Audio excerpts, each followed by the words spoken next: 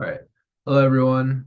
Dr. Earl asked me to make this video to show everyone how to get to and utilize McGraw Hill Access Pharmacy, which is a great resource that can be used to either learn new material, review, or most importantly, study for the NAPLEX.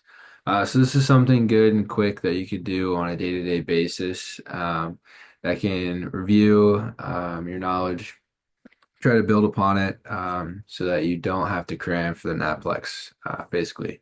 So the way you get there is going to be through the Schaefer library, kind of like how you get to LexiComp. So we'll go to pharmacy, and then LexiComp is here, of course. But what you got to do is go to eText. So you go to eText, and it's going to be the first one here, Access Pharmacy. So it'll take you to the link. And then what you'll need to do here is I'm already signed in, I'll sign out. You have to create a free access profile using your University of Findlay email address. So you'll click here, and then all you need to do is fill this out with your University of Findlay email and then click create profile. So once you do that, you will have free access. So I will now show you kind of the things that I like to do that I think are helpful. Oh. So the first thing here is going to be all of these books here. So these are textbooks that McGraw Hill Access Pharmacy has on there that you will get free access to. So there's so many of these books. I haven't touched most of them. But some that I have touched, a good one here is DePiro's Pharmacotherapy Handbook. This is like the universal book in pharmacy for pharmacotherapy, at least, that everybody references. So that's a very good book. So when you go into it, it is broken up by section, like most books are. So you have your chapters. So you could go to whatever. I'll click on one just to show you.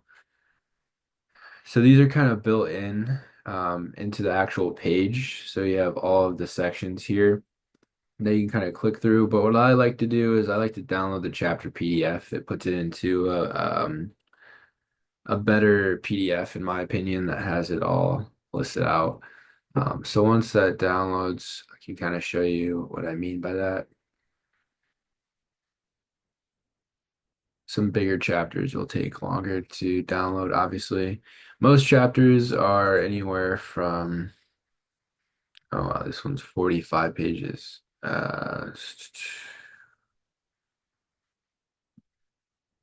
Yeah, okay. So the this pharmacotherapy handbook is very extensive. As you can see, that one was 45 pages. I haven't went through any of the chapters here. What I have gone through, and I actually have this book because I thought it was so helpful that I bought the paper version, is the pharmacotherapy handbook. So this one's much more concise.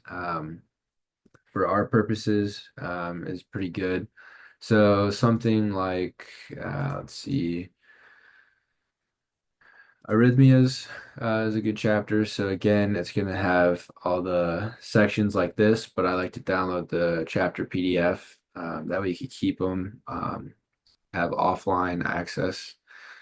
So these ones are going to be anywhere from like 6 pages to something like hypertension, I think was like 15 to 20 pages, just because there's a lot more to it, kind of. But as you see, arrhythmia is like 13 pages. So it goes through everything, treatment, diagnosis, pathophys, and then the drugs. So it has a lot of good tables that are pretty good to learn from, doses, all that stuff, and then pharmacotherapy. They have a lot of good flow diagrams to help you understand how treatment's guided, basically, and everything like that. So those are the books. There's a lot more that I have not been into personally, so I can't really recommend, but that's just something that you can look at yourself. The next thing, which is my favorite thing, is going to be all the review questions. So again, there's a lot of books with review questions. The one that I've been doing the most, well, you have DePiro's here, which builds off that first handbook. These ones are pretty complex, not gonna lie. There's a lot of them, and they go pretty in depth. They're pretty difficult questions. So if you're just starting out, I recommend doing let's see, the actual McGraw Hill one. So McGraw Hill NAPLEX Review Guide. So this one is the latest edition. So there's 2,500 questions here. These are all very good questions.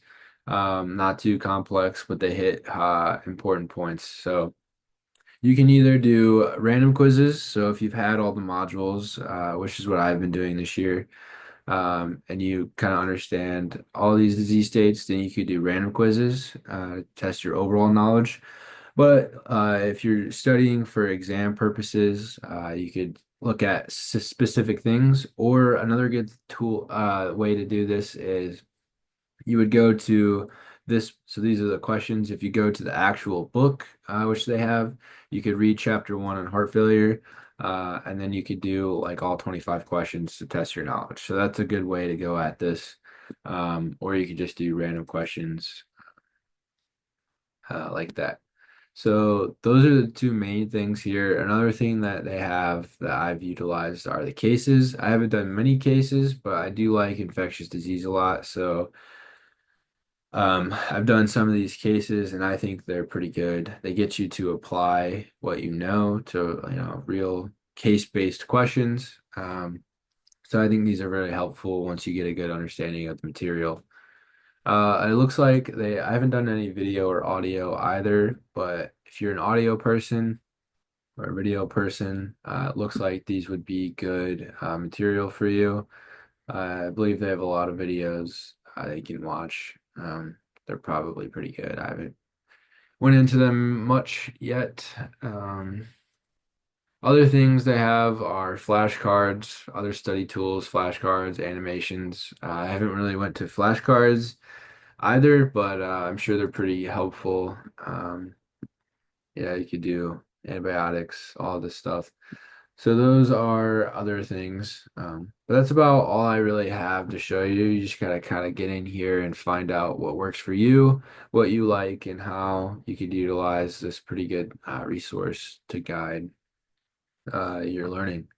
So I hope this was helpful. If you have any questions, feel free to reach out to me or Dr. Earl, and we can kind of give you pointers on how you can advance as a student, basically. So thanks.